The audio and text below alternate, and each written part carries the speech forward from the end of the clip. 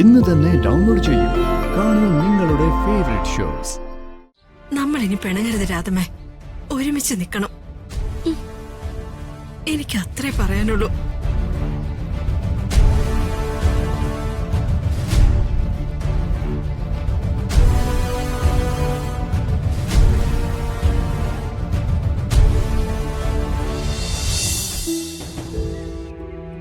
രാധമയ്ക്ക് എന്നോട് ദേഷ്യമല്ലേ? എന്തോ ചെയ്യാനാ, എന്റെ നാവിന്റെ കുഴപ്പം.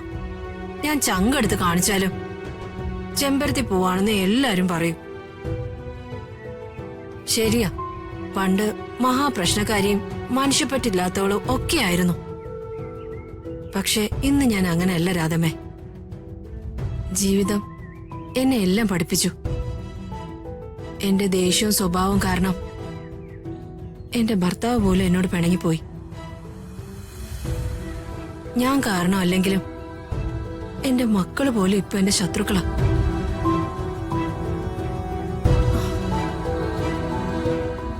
എന്റെ വേദനയൊന്ന് ഷെയർ ചെയ്യാൻ പോലും ഇപ്പൊ എനിക്ക് ആരുമില്ല.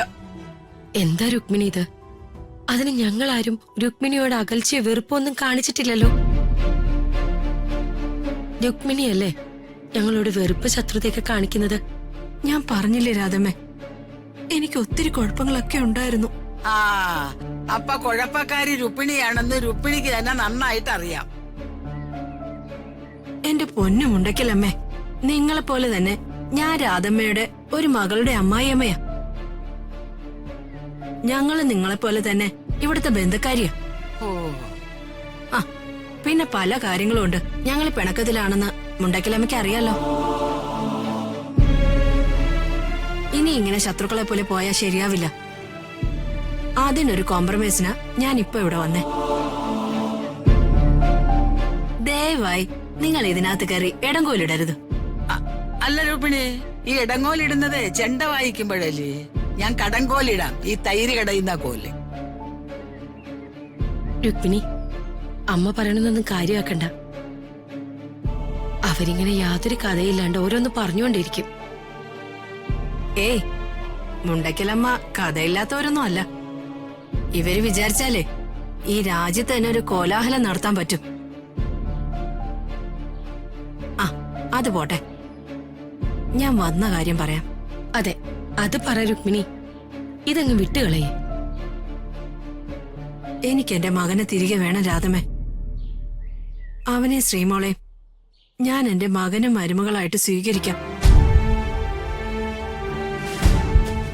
അവര് രണ്ടുപേരെയും എന്റെ വീട്ടിലേക്ക് കൊണ്ടുവരാനുള്ള സാഹചര്യം രാധമ്മയായിട്ട് ഒരുക്കി തരണം.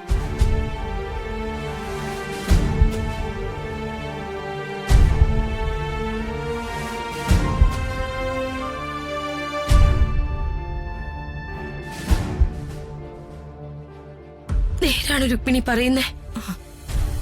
മകനെ കാണാത്ത ഒരു അമ്മയുടെ ഹൃദയവേദനയാ ഞാൻ ഈ പറയുന്നേ.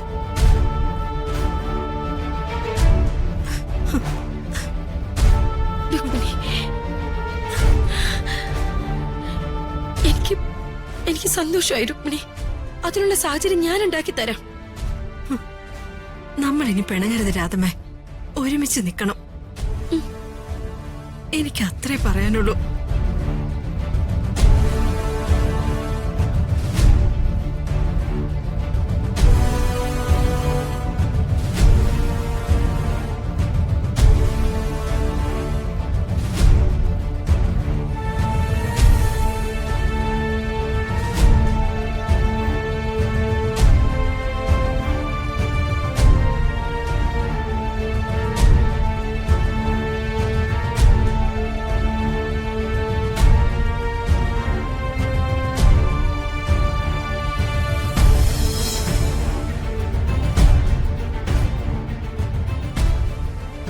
എന്റെ ദേവി, അമ്മേ, മഹാമായി,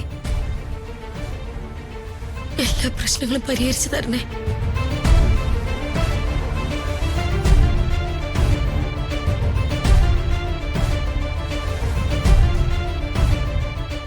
രാധമ്മേ,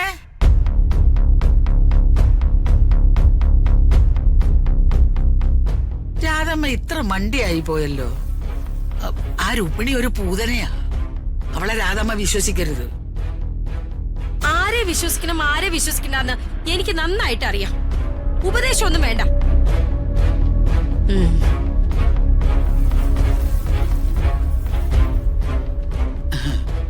ഞാൻ വയ്ക്കുന്ന പാരകളിൽ ഈ വീട് ആടി ഒലയുകയാ. ഇനി രുക്മിണിയുടെ പാരകളും കൂടെ വരുമ്പോ ഈ വീട് മറിയും. അതിനു മുമ്പ് ഓടി രക്ഷപ്പെടണം.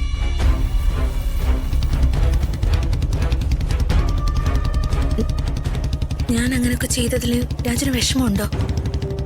എനിക്കെന്ത് വിഷമം? അധ്വാനിക്കുന്നത് കൊണ്ട് മാത്രം ജീവിക്കണമെന്ന ജീവിത സിദ്ധാന്തമായിട്ട് നടക്കുന്ന മിസ്റ്റർ വേണുവിന്റെ മകനാ ഞാൻ.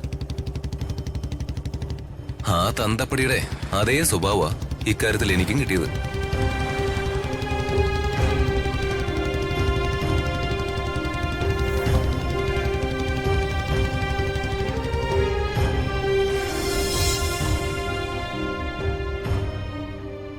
നീ ആ സ്വത്തുക്കളൊന്നും വേണ്ടാന്നും പറഞ്ഞ് എഴുതി ഒപ്പിട്ട് കൊടുത്തെന്ന് കേട്ടു.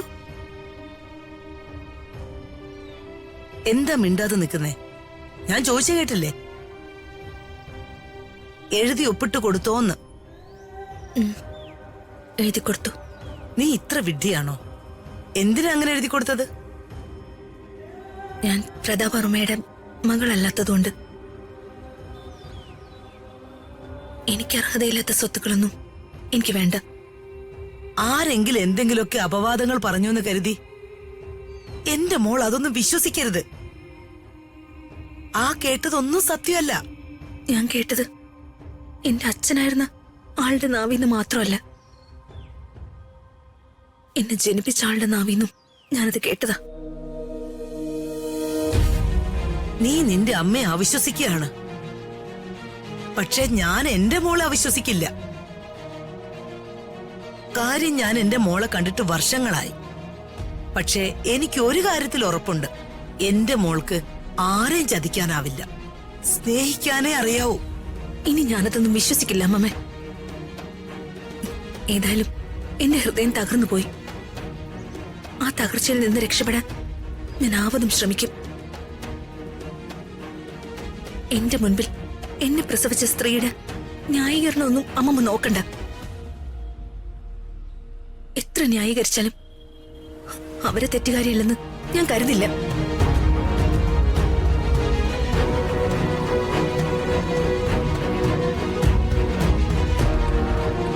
രാജു, നീ എങ്കിലും അവള് പറഞ്ഞൊന്ന് മനസ്സിലാക്കണം. അവൾ അറിഞ്ഞതൊന്നും സത്യമല്ല. വർമ്മ സാറ് തുറന്നു പറഞ്ഞില്ലേ അമ്മമ്മേ? സാറ് പറഞ്ഞത് നുണയാവൂ? രാജു, ഇതിന്റെയൊക്കെ പിന്നിൽ അംബികയാണ്. അവൾ ഉണ്ടാക്കിയ കള്ളക്കഥകളില് നിങ്ങൾ അങ്ങ് വീണു.